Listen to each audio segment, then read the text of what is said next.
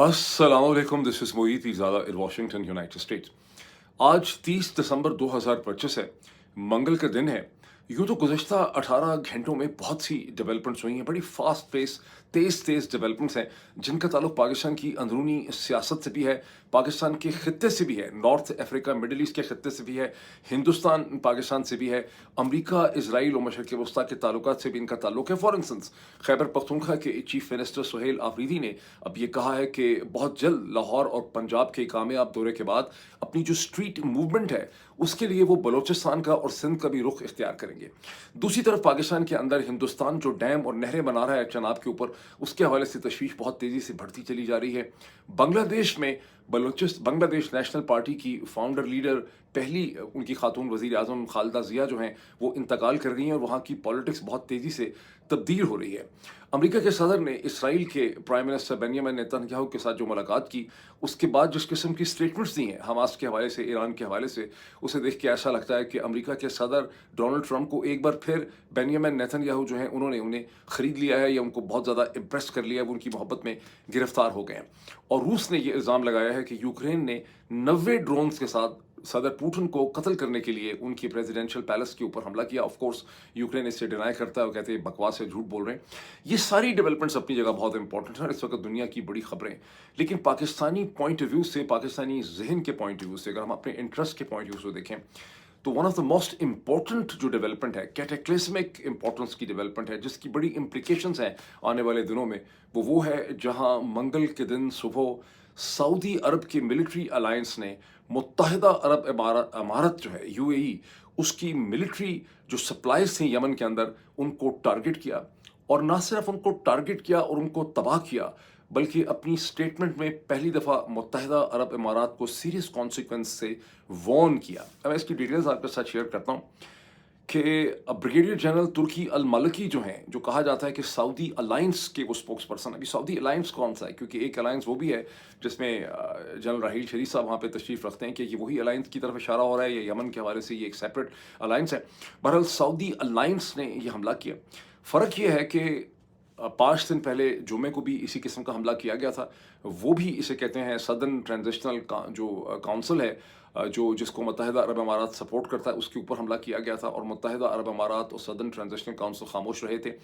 लेकिन सऊदी अरब ने आइडेंटिफाई नहीं किया था मुत्तहिदा अरब अमारात को। अंडरस्टैंडेबल था कि मुत्तहिदा अरब अमारात का जो एलाय है, उसका जो इत्तेहादी है, उसे टारगेट किया गया। अब फ़र्क यह है कि सऊदी अरेबिया ने बहुत खुल के मुत्तहिदा अरब अमारात का नाम लिया है और एक स्टेटमेंट इशू की गई है, और स्टेटमेंट में मुत्तहिदा अरब अमारात को वार्न किया गया है कि मुत्तहिदा अरब अमारात जो है वो कंप्लाई करे उस ऑर्डर से जो कि यमन की प्रेसिडेंशियल जो काउंसिल है, जिसे सऊदी अरब सपोर्ट करता है, जो उसकी यूनिफाइड गवर्नमेंट है। इस वक्त यमन के अंदर 3 किस्म के पावर ब्लॉक्स हैं। एक ये प्रेसिडेंशियल काउंसिल है, जिससे जो उसकी गवर्नमेंट है, जिसे सऊदी अरब सपोर्ट करता है। जो दूसरी तरफ वो हूतीज़ हैं जिनका सना पे कब्जा है, जिन्हें ईरान सपोर्ट करता है। और तीसरी तरफ ये सदर्न ट्रांजिशनल काउंसिल है, जिसे मुत्तहिदा अरब अमारात सपोर्ट करता है। इस सऊदी हमले के फ़ौरन बाद जो प्रेसिडेंशियल काउंसिल है, उसने मुत्तहिदा अरब अमारात के साथ अपना जो मिलिट्री अरेंजमेंट था, जो पहले चला आ रहा था हूतीज़ के ख़िलाफ़, उसे ख़त्म कर दिया और ये हुक्म दिया कि मुत्तहिदा अरब अमारात के जो अपने ट्रूप्स हैं, कुछ उनके ट्रूप्स या दस्ते वहाँ पे हैं, वो फ़ौरी तौर पर यमन से बाहर निकल जाए। और उसके बाद सऊदीज़ ने कहा कि चूंकि अब यमन ने ये कह दिया है, इसलिए मुत्तहिदा अरब अमारात को अपनी फोर्सेस को यमन से विड्रॉ कर लेना चाहिए। ना सिर्फ ये, बल्कि उन्होंने ये कहा, बहुत एक स्ट्रांगली वर्डेड स्टेटमेंट है जिसमें बार बार ब्रदरली यूएई का लफ्ज़, यानी ब्रदरली कंट्री का लफ्ज़ तो बहुत इस्तेमाल किया गया है, जो अरब लैंग्वेज जो कम्युनिकेशन है जीसीसी की, लेकिन उसका मीनिंग जो है वो बड़ा सख्त है। उसमें कहा गया है कि मुत्तहिदा अरब अमारात एक तो वेकेट करे यमन को, दूसरा ये है कि जो सदर्न ट्रांजिशनल काउंसिल है, जिसने 2 ऐसे प्रोविंसेस पे कब्जा कर लिया है गुज़िश्ता चंद दिनों में, एक हदरामुत है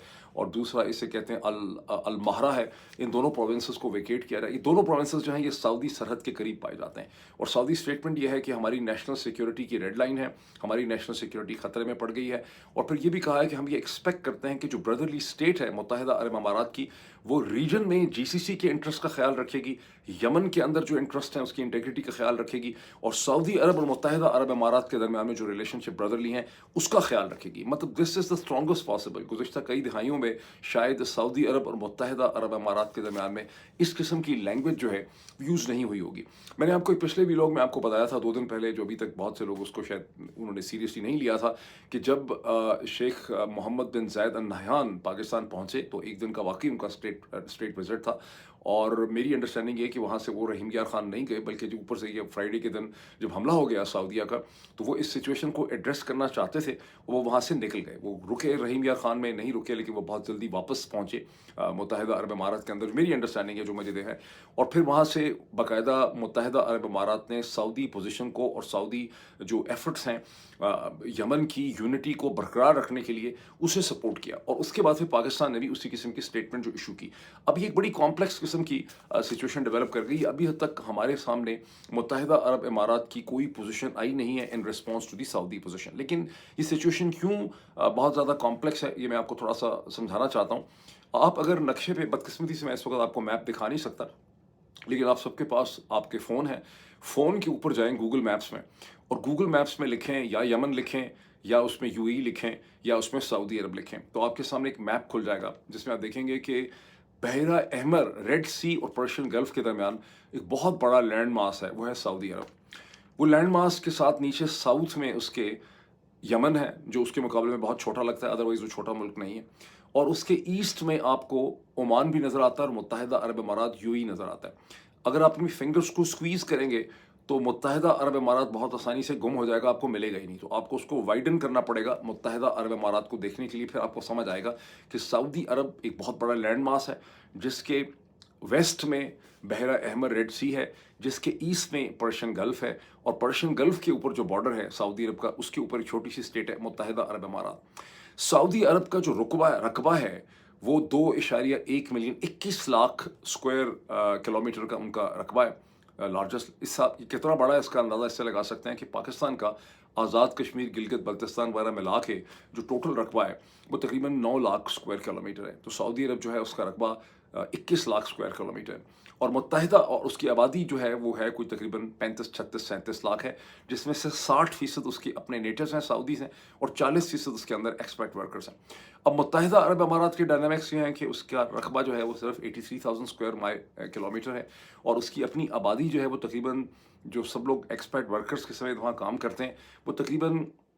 10 یا 11 ملین ہے، یعنی 1 کروڑ 10 لاکھ کے قریب ٹوٹل آبادی ہے، جس میں یہ دبئی، شارجہ، راس الخیمہ یہ سب ہیں. لیکن ان کے اپنے جو اماراتی ہیں وہ صرف 10 یا 11 لاکھ ہیں، صرف 10% اماراتی ہیں. سعودی تقریباً 2 کروڑ آبادی ہے، اور یہ صرف 10 لاکھ ہیں. یہ رقبہ ہے ان کا. اب یہ سارا جب آپ ڈائنامک دیکھتے ہیں تو آپ سوچتے ہیں کہ یہ چھوٹا سا ننھا منڈا متحدہ عرب امارات جو ہے، یہ کس طرح سے اتنے بڑے بہیموت جائنٹ جو ہے سعودی عرب، اس کو چیلنج کر رہا ہے، اس کی ول کو ڈیفائی کر رہا ہے، اور یہاں تک کی صورتحال آئی کیوں. اب اس میں لیکن اب پھر جب آپ تھوڑا سا پڑھتے ہیں تو آپ کو یہ پتہ چلتا ہے کہ محمد بن زید کی جو اسٹریٹجک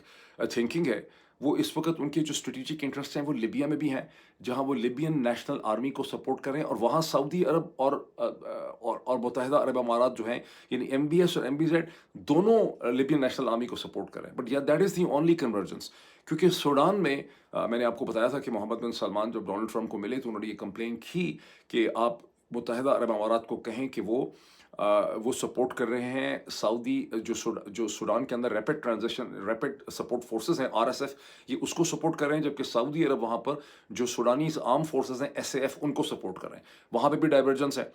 پھر سوڈان کے اندر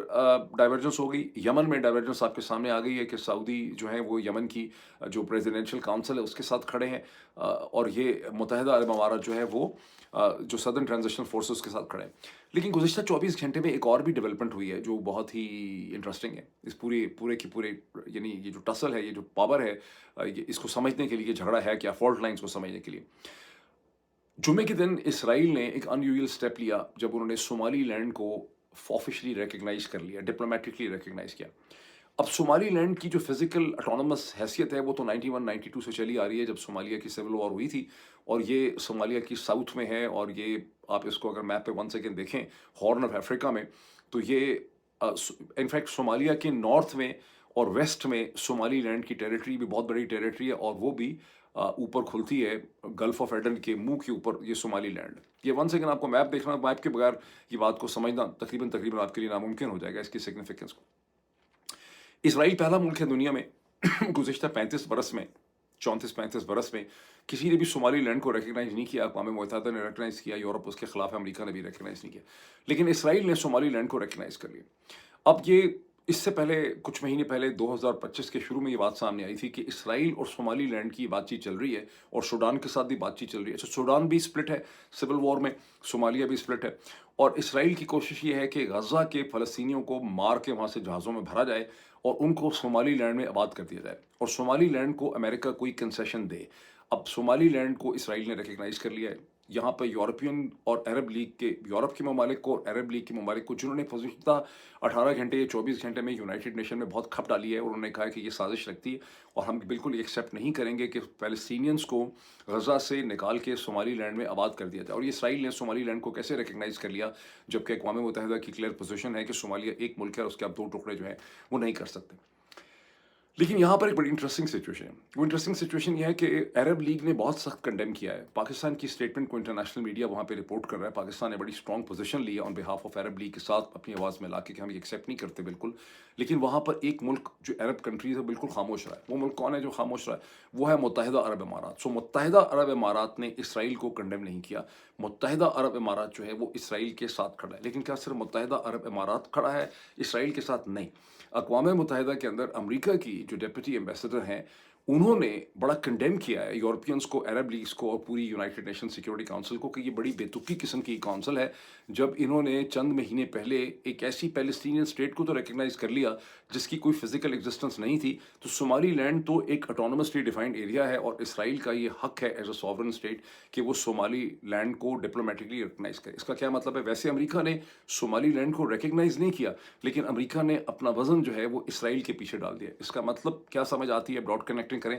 کہ کوئی بڑی چیز نارتھ افریقہ کے ہارن میں ہو رہی ہے، جس میں آپ کو اب یو اے ای کی، اور یو اے ای کے ساتھ کھڑا آپ کو اسرائیل نظر آتا ہے، اور یو اے ای اور سعودی عرب کے انٹرسٹ کے درمیان میں آپ کو ایک بڑھتی ہوئی فالٹ لائن نظر آ رہی ہے، جس کا ان دی اینڈ یہ ہوگا کہ امریکہ آ کے میڈیٹ کرے گا ان دونوں کے درمیان، لیکن کن ٹرمز اینڈ کنڈیشن میں میڈیٹ کرے گا۔ تو یہ ایک اس وقت کی سچویشن ہے جس کے اندر اب پاکستان بھی آپ کو پھنستا ہوا نظر آتا ہے۔ ویسے تو جنرل عاصم نے لیبیا کے اندر جو ڈیل کی ہے جنرل فیلڈ مارشل حفتر کے ساتھ، $4.6 بلین کی 2-2.5 برس کی ملٹری سپلائز کی اور ملٹری ٹریننگ کی اور جہازوں کی اور ٹینک کی، وہاں پر سعودی عرب اور متحدہ عرب امارات، جیسے کہ میں نے تھوڑی دیر پہلے کہا، دونوں کے انٹرسٹ ایک سائڈ پہ ہیں، دونوں ہی ایل این اے کو سپورٹ کر رہے ہیں۔ لیکن وہاں پر پاکستان کا ایک اور ایلائی جو ہے، دو ایلائز پاکستان کے، ترکی اور قطر، وہ دونوں جو ہیں وہ در حقیقت لیبیا کی جو لیبیا کی جو گورنمنٹ آف نیشنل یونٹی ہے GNU، اور ان کے جو پرائم منسٹر حمید ہیں، عبد الحمید ہیں، ان کو سپورٹ کرتے ہیں۔ سو اب باٹم لائن کیا ہے کہ ایک جو مڈل ایسٹ نارتھ افریقہ کی فالٹ لائنز ہیں، اس کے اندر پاکستان جا کے پھنس گیا ہے، یا پاکستان نے ایک پوزیشن لے لی اور پاکستان کو انیویٹیبلی پوزیشن لینی پڑے گی اور ہر قدم پھونک کے اٹھانا پڑے گا۔ روایتی طور پہ پاکستان کی فورن پالیسی بڑی کنسرویٹو رہی ہے مڈل ایسٹ کے حوالے سے، اور بہت احتیاط سے چلی ہے، لیکن وہ فورن آفس اس کو ڈکٹیٹ کرتا تھا، یہ ایڈوائز کرتا تھا۔ اب سچویشن یہ ہو چکی ہے گزشتہ 3-4 برس میں کہ انکریزنگلی فورن آفس جو ہے وہ بالکل سائڈ پہ ہو گیا، یا اس کو دبا دیا گیا ہے، یا اس کو سبمرج کر دیا گیا ہے۔ اور جب میں پاکستان میں ہوا بھی کرتا تھا 2022 تک، تو بھی میں نے سینئر آفیسرز کو یہ کہتے سنا تھا کہ فورن آفس جو ہے وہ ڈرتا بہت ہے، وہ کاشس بہت زیادہ ہے، وہ فیصلہ نہیں کر سکتے، ان کی ڈیسیجن میکنگ ایبلٹی نہیں ہے۔ یعنی جس طرح سے ملٹری آفیسرز چاہتے ہیں کہ جلدی جلدی ایسے کر کے فیصلے کیے جائیں، چونکہ فورن آفس جو ہے اس کا زیادہ سلجھا ہوا ایک بیک گراؤنڈ ہے۔ فورن آفس میں وہ لوگ آتے ہیں جو مقابلے کے امتحان کے بعد بھی آتے ہیں، پھر وہ پہلے ڈیسکس پہ کام کرتے ہیں، تو ان کو جو انٹر اسٹیٹ کانفلکٹ کا یا ریجنز یا کانٹیننٹس کا بہت پتہ ہوتا ہے، تو انہوں نے ہمیشہ کوشن ایڈوائز کی ہے۔ اب ملٹری نے فورن آفس کا کنٹرول سنبھال لیا۔ میں نے تو یہ بھی سنا ہے کہ جو 10% کوٹا جنرل ایوب کے زمانے سے فورن سروس یا DMG میں تھا، اس کی بات یہ ہو رہی ہے کہ فورن سروس کے اندر پاکستانی ملٹری کا 30% کوٹا ہونا چاہیے، اور جتنی امپورٹنٹ ایمبیسیڈوریل پوزیشنز ہیں یا کنٹریز ہیں، ان میں کم از کم DCMs جو ہیں وہ سارے کے سارے ملٹری سے آنے چاہیے۔ یعنی امریکہ میں، فرانس میں، برطانیہ کے اندر، اور اسی میں سعودی عرب، متحدہ عرب امارات، ہر جگہ پہ جو ڈپٹی چیف آف مشنز ہیں وہ آرمی کے سینئر آفیسر جو ہیں ان کو لگایا جائے۔ اس کا مطلب کیا ہے کہ جو ایک ریفائنڈ اور سوفیسٹیکیٹڈ इंटरनेशनल रिलेशंस की थिंकिंग फॉरेन ऑफिस लेकर आता था पाकिस्तान के रीजनल इंटरनेशनल मामलात में, वो बिल्कुल अब ख़त्म होते नज़र आ रही है और मिलिट्री अपने हिसाब से फैसले करेगी और मिलिट्री ऑफिसर्स की इतनी अंडरस्टैंडिंग नहीं है। सो इन अदर वर्ड्स अब पाकिस्तान मिडिल ईस्ट और नॉर्थ अफ्रीका की फॉल्ट लाइन में फंसता चला जाएगा। इसका रिजल्ट क्या निकलेगा ये आने वाले दिनों में हमें पता चलेगा, लेकिन ये फॉल्ट लाइन्स अब बड़ी शार्प तरीके से हमारे सामने आ रही। ये होगी एक डेवलपमेंट। अब इससे हम निकल के आ जाएं ज़रा क्विकली 2 जुमले सिर्फ बांग्लादेश के, जहाँ पे मंगल की सुबह 6 बजे ये ऐलान किया गया बांग्लादेश के टाइम में कि खालिदा ज़िया जो पहली खातून प्राइम मिनिस्टर भी थी और जिन्होंने बांग्लादेश नेशनल पार्टी बीएनपी बनाई, जनरल जनरल ज़िया की असैसिनेशन के 3 साल के बाद उन्होंने बनाई थी। और उसके बाद जो कहते हैं the battle of the Begums, शुरू में तो 1980 की दिहाई में उनकी हालत हो गई सुबह 6 बजे, लेकिन खालिदा ज़िया 80 की दिहाई जो थी 1981 से लेकर 1990 तक खालिदा ज़िया और शेख हसीना जो हैं वो इकट्ठी थीं और जनरल इरशाद के खिलाफ उन्होंने स्ट्रगल की और यूं बांग्लादेश में डेमोक्रेसी वापस आई। तो बड़ी एक आइकॉनिक उनका फिगर था। और मुझे ये शक है कि उनकी डेथ शायद पहले हो गई हो, क्योंकि बहुत बीमार थी। I am sorry for this. Kidney का प्रॉब्लम, हार्ट का प्रॉब्लम, लिवर का प्रॉब्लम, बोन्स का problem, arthritis problem, advance diabetic complications, brain के इश्यूज बहुत उनके चल रहे थे। शायद उनकी डेथ पहले हो गई होती, लेकिन स्ट्रेटजिकली उसको छुपा के रखा गया था। अब जब उनकी डेथ हुई तो हिंदुस्तान, पाकिस्तान, पूरी दुनिया से उसमें कंडोलेंसेस मैसेजेस मुसलसल आ रहे हैं, लेकिन उसमें one of the most important जो एक ताज़ियत का पैगाम है वो उनकी राइवल शेख हसीना, जिन्होंने हिंदुस्तान में पनाह ली हुई है और जिनकी हुकूमत अगस्त 2024 के अंदर ख़त्म हुई, वो उनका पैगाम है जो बहुत लंबा चौड़ा है, जिसमें उन्होंने जाने वाली खालिदा ज़िया की बहुत तारीफ़ें की, उनकी फैमिली से बहुत हमदर्दी की, तारिक रहमान जो उनके बेटे हैं उनके लिए भी मैसेज दिया, बहुत ज़्यादा उन्होंने उनकी कंट्रीब्यूशन की तारीफ़ की। वहाँ से आपको ये पता चलता है कि शेख हसीना ये कोशिश कर रही हैं कि उनकी तारिक रहमान के साथ और बांग्लादेश नेशनल पार्टी के साथ उनकी रिकॉन्सिलिएशन हो जाए। मुझे लग रहा है कि इन दोनों पार्टीज़ के दरमियान में पहले से कहीं ज़्यादा बेहतर एकोमोडेशन हो जाएगी और हिंदुस्तान उसमें रोल प्ले करने की कोशिश करेगा। एट द सेम टाइम, जैसे मैंने आपको पिछले वीलॉग में बताया था कि जो तवक्कुआत थी शायद पाकिस्तान के अंदर कि जो नेशनल सिटीजन्स पार्टी बनी थी नाहीद इस्लाम की, स्टूडेंट्स की, और जो इनका ख्याल था कि वो और जमात इस्लामी और इनकलाब मॉन्शू जो हैं जिसमें उस्मान हादी का कत्ल हो गया, ये सब मिलके एक अलायंस क्रिएट करेंगे और इसी वजह से जमात इस्लामी ने बीएनपी के साथ अलायंस नहीं बनाया जो कि उनका तारीखी पार्टनर था। अब जमात इस्लामी की और नेशनल सिटीज़न जो पार्टी है उसकी भी नहीं बन पा रही, वहाँ पर भी डिफरेंसेस खड़े हो गए और जमात इस्लामी बांग्लादेश की पॉलिटिक्स में इंक्रीजिंगली ऐसा है कि तन्हा रहती चली जा रही है। सो अगस्त 2024 का जो बांग्लादेशी रेवोल्यूशन की पॉलिटिकल चेंज थी, उसमें से जो एक सेंस ऑफ डायरेक्शन निकली थी जिसे पाकिस्तान में बहुत ज़्यादा पॉजिटिवली देखा जा रहा था, अब ऐसा लग रहा है कि उसके डिविडेंड्स कम से कम होते चले जाएंगे आने वाले हफ्तों और महीनों के अंदर और आपको एक डिफरेंट पॉलिटिक्स जो है वो बांग्लादेश में नज़र आएगी। बांग्लादेश से हम आ जाएँ हिंदुस्तान पाकिस्तान के दरमियान। पाकिस्तान की फॉर्मर जो एनवायरमेंटल मिनिस्टर शहरी रहमान साहिबा, पीपल्स पार्टी की, जिन्ना इंस्टीट्यूट की फाउंडर, पीपल्स पार्टी की बहुत इंपॉर्टेंट लीडर, पाकिस्तान की इंफॉर्मेशन मिनिस्टर रह चुकी, उन्होंने अपने ट्वीट्स में बहुत लंबा चौड़ी एक पोजीशन ली है जिससे पाकिस्तान के तमाम अखबारात ने हेडलाइन बनाया है, जिसमें उन्होंने ये कहा कि क्योंकि वो पोजीशन उन्होंने ली है चनाब सिस्टम पे, हिंदुस्तान जो डैम बना रहा है और जो कैनाल सिस्टम बना रहा है, लेकिन अभी क्यों ली है, इसलिए कि गुज़श्ता 24 घंटे में हिंदुस्तान की मिनिस्ट्री ऑफ एनवायरनमेंट ने दुलहस्ती 2 एक छोटा सा डैम है, मेरे ख्याल 300 मेगावाट का या 350 मेगावाट का या उससे भी कम का, उसकी मंजूरी दे दी है। ये एनवायरमेंटल मिनिस्ट्री इसलिए हिंदुस्तान में इसकी मंजूरी दे रही है कि जो एनवायरमेंटल एक्टिविस्ट हैं, ये जो मुख्तलिफ बॉडीज़ हैं, जो NGOs हैं, वर्ल्ड बैंक है, उन सबको शक ये है कि जिस किस्म के डैम, क्योंकि इस वक्त हिंदुस्तान ने 8 डैम डिज़ाइन बोर्ड पर रखे हैं इंडस बेसिन सिस्टम में और ये सारे डैम बहुत ऊंचाई के ऊपर बनेंगे जम्मू एंड कश्मीर के एरियाज़ में। तो जो एनवायरमेंटल एक्सपर्ट्स हैं उनको ये बहुत ज़्यादा शक है कि ये एनवायरमेंटली भी डेंजरस है apart from the political implications. लेकिन अब हिंदुस्तान की मिनिस्ट्री एनवायरनमेंट ने दलहस्ती 2, इससे पहले एक दलहस्ती 1 भी एग्जिस्ट करता है, उसके बाद ये छोटा डैम है जिसकी उन्होंने परमिशन दे दी। बड़ा छोटा सा डैम है, $35 मिलियन इसकी टोटल कॉस्ट है। लेकिन शहरी रहमान ने पॉइंट आउट ये किया है कि 8 डैम जो हैं यहाँ पे हिंदुस्तान बना रहा है। अब शहरी रहमान ने जिस चीज़ को पॉइंट आउट नहीं किया वो ये है कि हिंदुस्तान नहरें भी बना रहा है चनाब सिस्टम के ऊपर, जिसमें रंबीर केनाल वहाँ थी और भी हैं, और वो